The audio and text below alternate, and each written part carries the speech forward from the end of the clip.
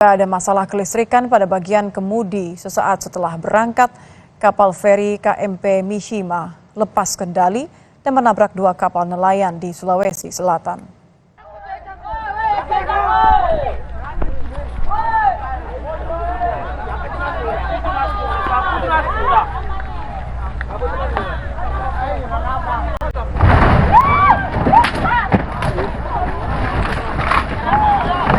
Kapal feri yang membawa 174 penumpang dan sejumlah kendaraan berangkat dari Pelabuhan Rakyat Bajo menuju Pelabuhan Kolaka, Sulawesi Tenggara.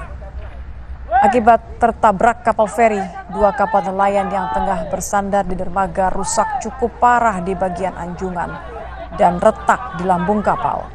Tidak ada korban jiwa dalam kecelakaan. Penumpang kapal feri KMP Mishima dievakuasi ke kapal lain untuk melanjutkan perjalanan.